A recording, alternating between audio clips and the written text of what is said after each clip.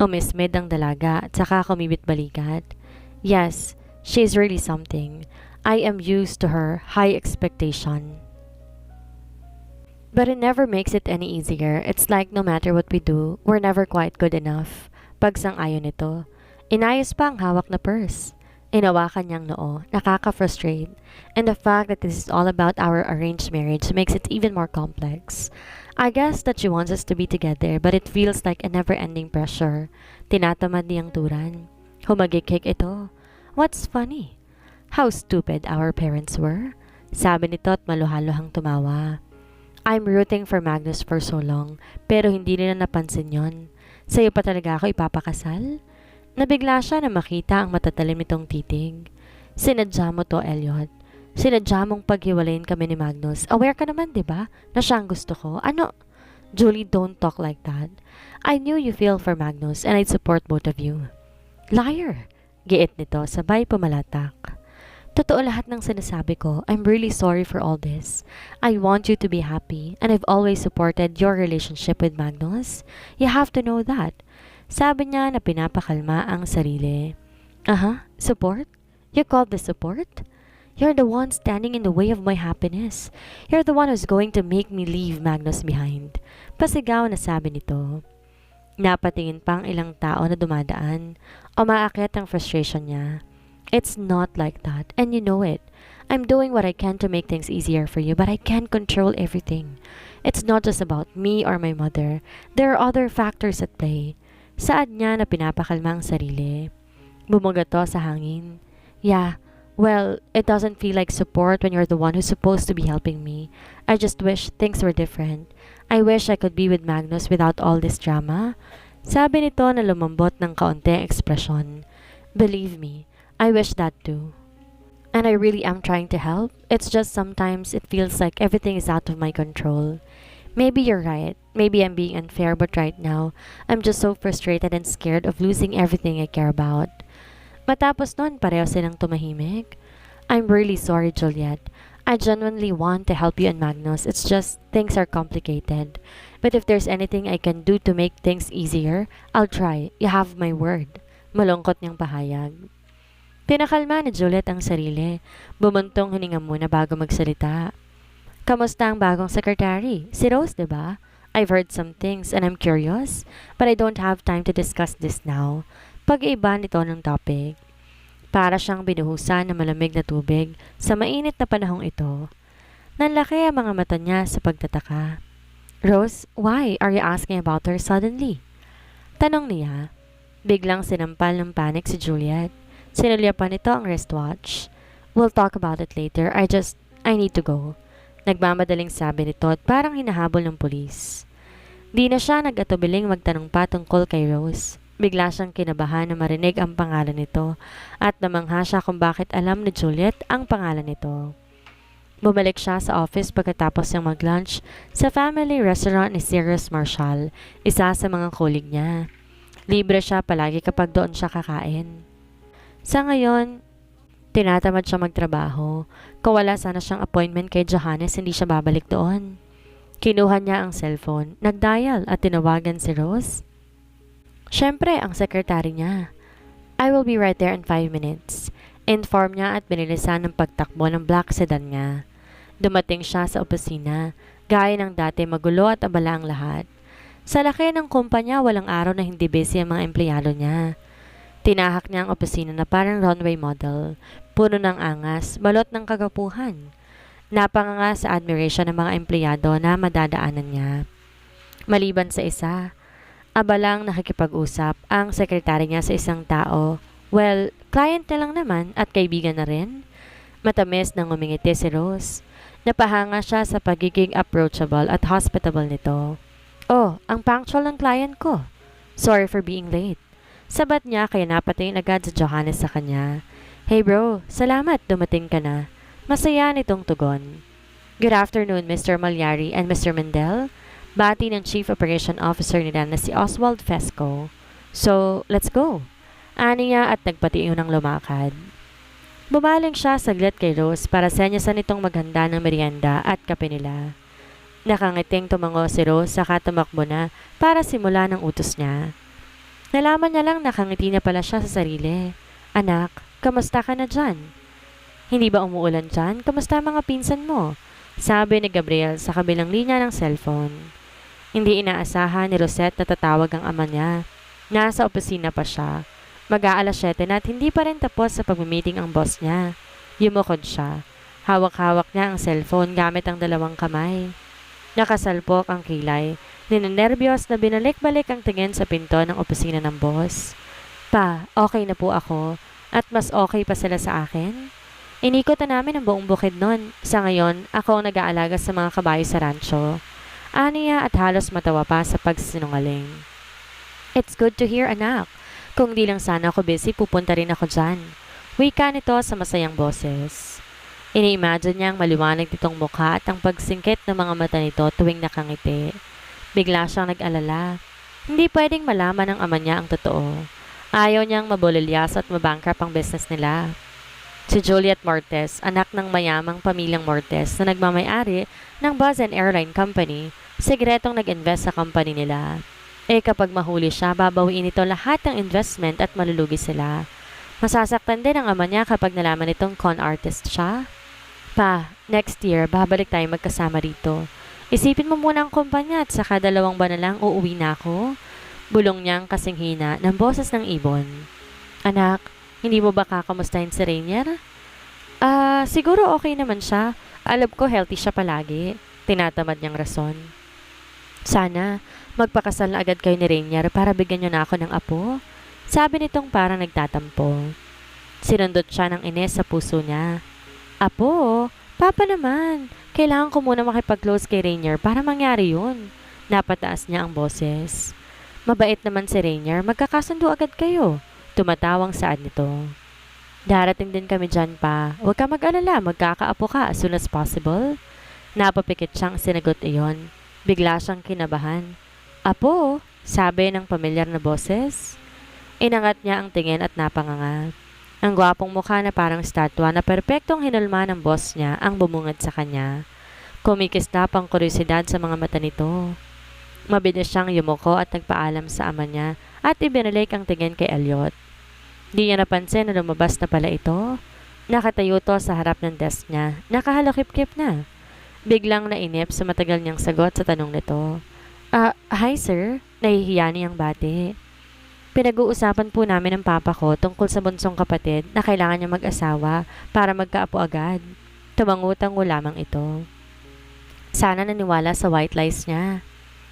Tumayo siya habang natatarantang niligpit ang mga papel. Bro, thank you so much for the swift action on the project. Makakahinga na ako ng maluwag at makakapag-gimik na. Sumulpot si Johannes sa likod nito. Halos mawala ang singkit na mata habang nakangiti. Tinapunan siya ng masamang tingin ni Elliot. I'll remind you, don't overlook our theme park on Cebu. Dalawin mo paminsan-minsan, malay mo, nandun ang forever mo. Biro nito. Inakala niyang galit ito. Napaubo si Johannes kahit wala namang ubo. Mauna na nga ako, bro. Nagsisimula ka na namang mangtudyo sa akin porket may fiancé ka na, sabi nito. Hindi maalis ang tawa ni Johannes hanggang sa lumabas sa opisina na may habiling kaway pa sa kanya. Kinaasiman niyo ang mukha ng boss niya. Rose, could you please schedule a meeting with Mr. Gonzalez for next Tuesday at 3 p.m.? Kailangan ko lang i-discuss yung quarterly reports niya sa akin. Sabi nito at diretsong nakatitig sa kanyang mata. Napakurap siya. Sino pong Mr. Gonzalez? Tanong niya habang sinusulat sa notepad ang sinabi nito. Tinaas nito ang kilay. Mr. Rainier Lance Gonzalez, one of my colleague. Napatuwid siya ng tayo nang marinig ang pangalan ng fiancé niya. Anong gagawin niya? Kailangan niyang umabsent ng araw na yon para iwasan to. Kung gano'n nasa Manila si Rainier, parang mahirapan siya sa pagdidisguise nito. Of course, I'll reach out right away to his office and confirm the time. May gusto po ba kayong ipahanda na specific documents for the meeting? Pahayag niya, pinakakalma ang sarili. Namulsa si Elliot.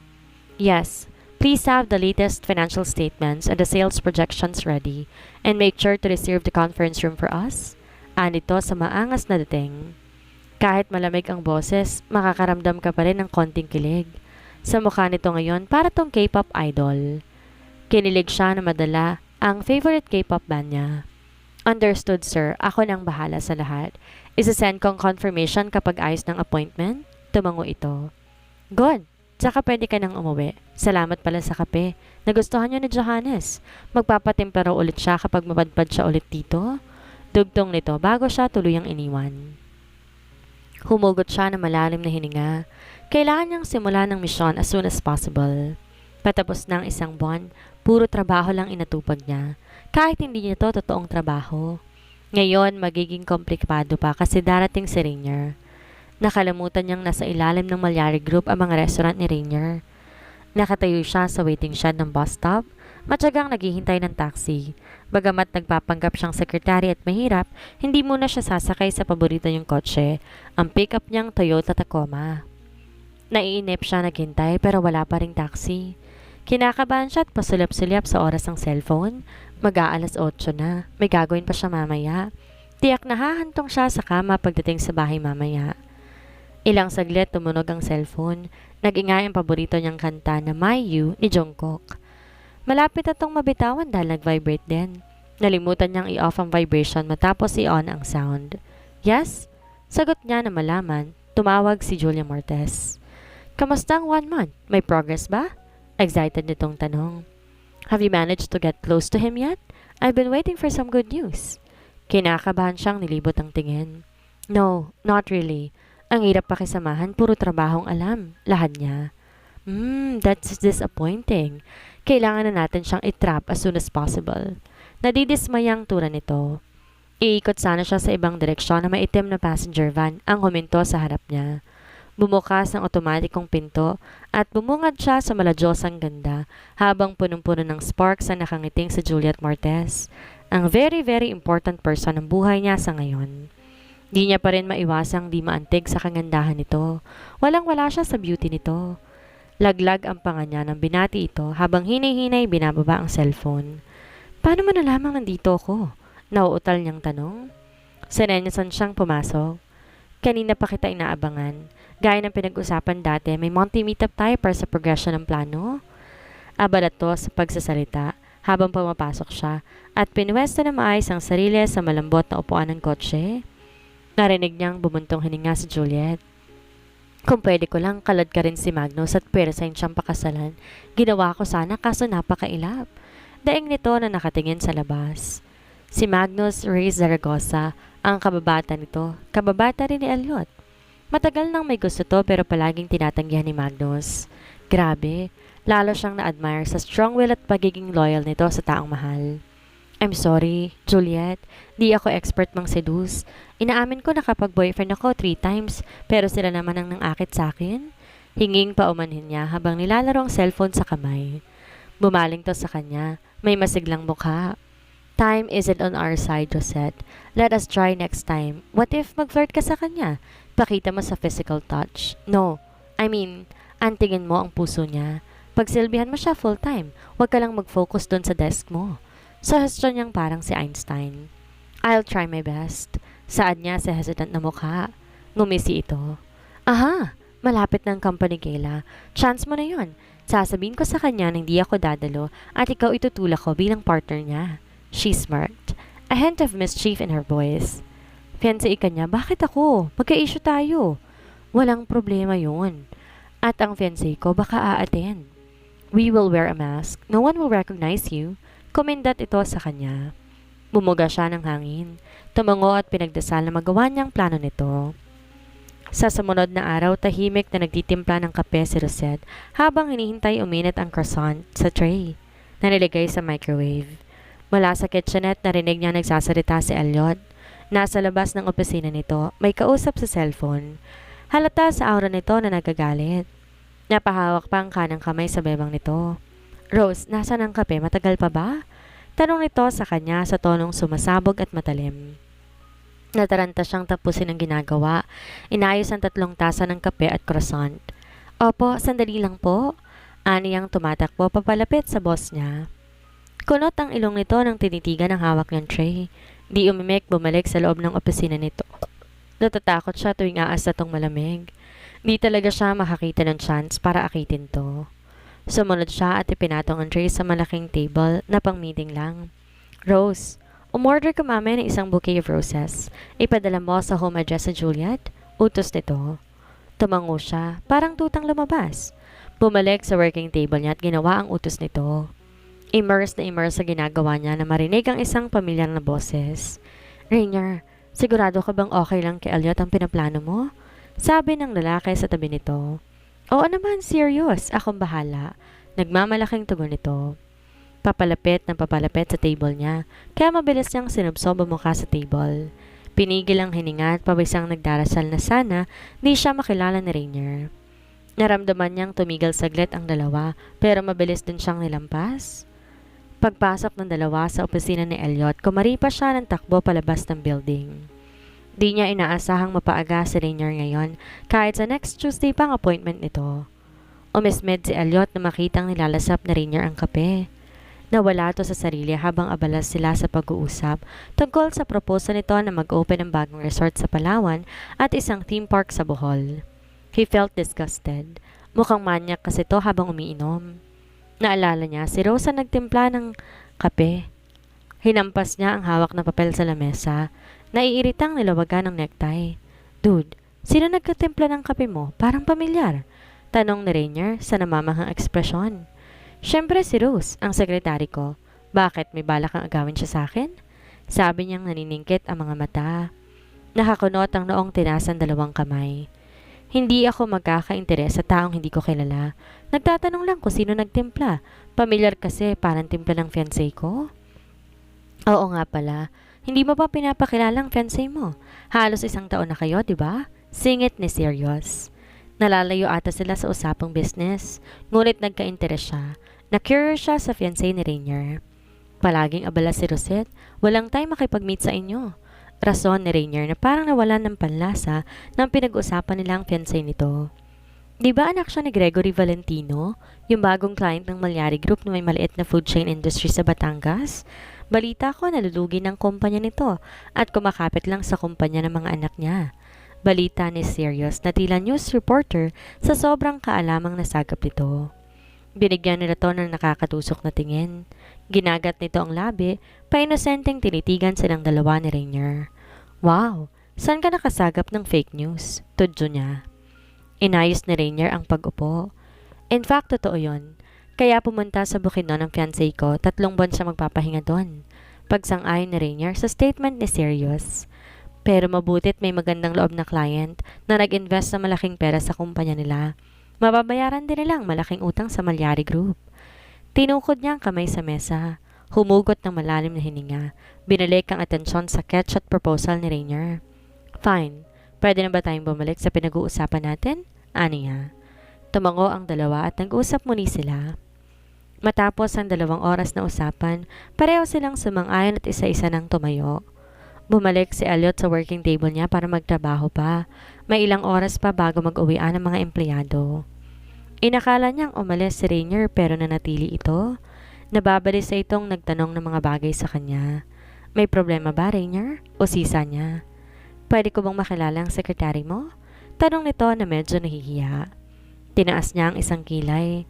Sabi ko na nga ba, may ulterior moves ka sa kanya eh. Biro niya na kinakunot ng noon nito. Wala, Elliot. I just want to confirm something. Giit nito. Fine. Bumuga siya ng hangin. Mabilis tumayo at giniya ito sa pwesto ng sekretary niya. Subalit nadatnan nilang bakanteng upuan nito at nakakalat ang mga papel sa lamesa. Nandoon pa ang mug ng kape at hindi nito ininom. Sir, nakita naming tumakbo palabas kaninang 3:00 si Rose. Siguro po may emergency. Pagbibigay impormasyon ng lalaking empleyado niya na mapansin silang nagtatakang tiningnan ang desk ng sekretary niya. Napatingin siya sa lupa. Nilagay sa bewang ang 2 kamay at tumingin kay Rainier. Dismayado siya kasi tinakbuhan sila ni Rose. Pasensya na, maybe next time? Sabi niya na inangat pa ang 2 balikat. Ngumiwi lamang si Rainier. No problem. Pakisabi na lang thank you for the coffee. Pahayag nito bago tumakbo paalis ng opisina niya. Tinapik niya to sa balikat at may ngiti sa mga mukhang nagpaalam dito. Pagkatapos ay bumalik siya sa opisina para ipatuloy ang mga gawain. Umupo siya na may pag-aalinlangan. Napakunot noo siya habang iniisip ang sekretary niya. First time na hindi ito nakapagpaalam bago umalis kahit pa urgent iyon. What if something happened to her family? Kinagat niya ulit ang hawak niyang ballpen habang tulalang nakatingin sa harap ng laptop niya. Why not call her? Kinuha niya ang cellphone sa tabi ng journal niya. Saktong tumunog. Nasa screen ang pangalan ni Juliet. Nagkamilagro ba kaya naisipan nitong tawagan siya? Tatawag lang to unless patungkol lahat yon kay Magnus. Humihingi kasi ito ng tulong palagi sa kanya kapag walang-wala na tong maisip na bagay kung paano didistorbohin si Magnus. Please, puntahan mo agad ako. Nagmamadaling tura nito bago siya makapagsalita. What happened? Nakakunot ang ilong na tanong niya. Sasabihin ko kapag nakarating ka na agad dito. Tugon ito sa basag na boses. Where are you? Sa field ng dati nating university?